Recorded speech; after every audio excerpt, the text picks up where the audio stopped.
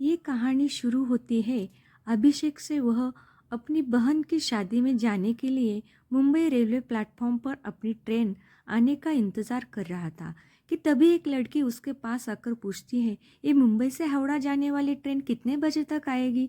अभिषेक बोलता है 8 PM में आएगी। वह लड़की फिर वही प्लेटफॉर्म पे ही बैठ जाती है और ट्रेन के आने का इंतज़ार करने लगती है। थोड़ी देर बाद रात के 8 बज जाते हैं, लेकिन ट्रेन नहीं आती है। अभिषेक काउंटर पे जाके पूछता है कि ट्रेन अभी तक क्यों नहीं आई। तो काउंटर वाले अभिषेक को बताते हैं कि घना कोहरा होने के कारण ट्रेन थोड़ी देर से पहुंचेगी।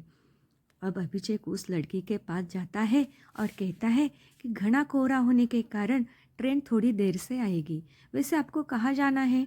लड़की बोलती है, मुझे बर्दवान जाना है।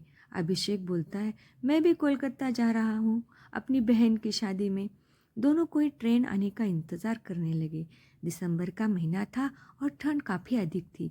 अभिषेक ने देखा कि वह लड़की ठंड से खुद को सिकोड़ रही होती है।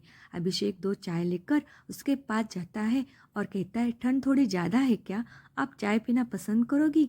लड़की बोलती है, थैंक यू। अब दोनों कोई चाय पीने लगते हैं। अभिषेक पूछता है, मेरा नाम अभिषेक है, वैसे आपका नाम क्या है? लड़की बोलती है, मेरा नाम अंजलि है।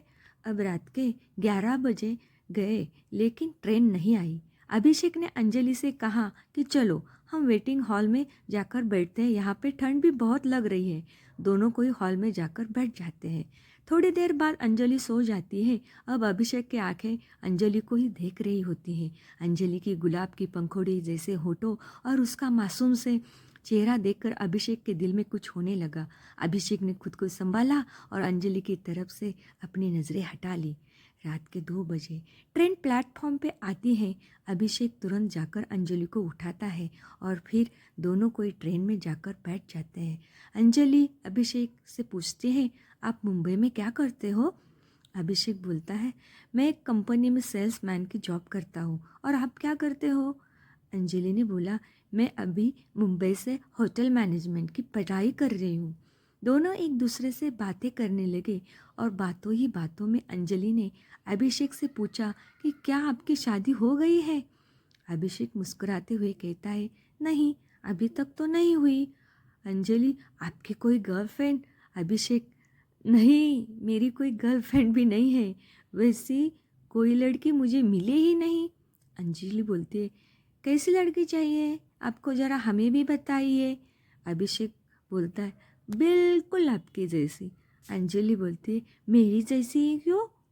अभिषेक बोलता है, आप बहुत ही प्यारी और मासूम हो और आपकी ये प्यारी प्यारी बातें मुझे अच्छी लगती है। अंजलि बोलती, अच्छा जी, ये बात है तो चलिए अब हम आपके लिए कोई मासूमी लड़की ढूंढती हूँ।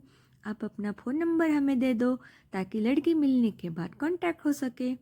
अभिषेक बोलता है, तुरंत अपना फ़ोन नंबर अंजलि को देता है। थोड़ी देर बाद अंजलि सो जाती है, लेकिन अभिषेक को नींद ही नहीं आती है। वो सिर्फ अंजलि को ही देखता रहता है।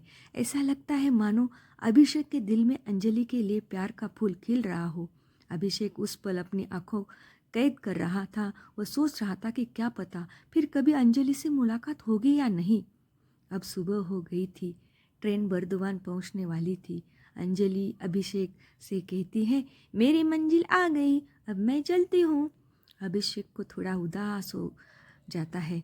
उसे ऐसा लगता है कि कोई अपना उसे छोड़कर जा रहा है। ट्रेन बर्दवान स्टेशन पर रुकती है और अंजलि मुस्कुराते हुए अभिषेक को अलविदा कहती है, बाय। अभिषेक ट्रेन की खिड़की से अंजलि की तरफ देखता है। अंजलि भी अभिषेक को आखिरी बार पीछे मुड़कर देखते है। उसके दिल में भी अभिषेक के लिए कुछ फीलिंग्स थी। ट्रेन अब स्टेशन से चल पड़ती है, लेकिन अभिषेक अभी भी अंजलि को ही याद कर रहा था।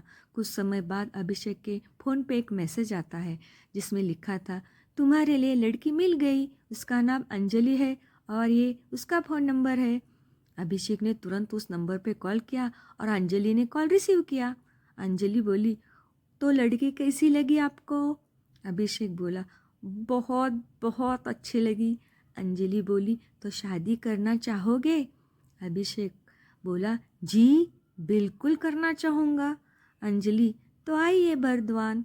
अब मानो अभिषेक की खुशी का ठिकाना नहीं रहा। उसे अब उसकी सपनों की रानी जो मिल गई थी।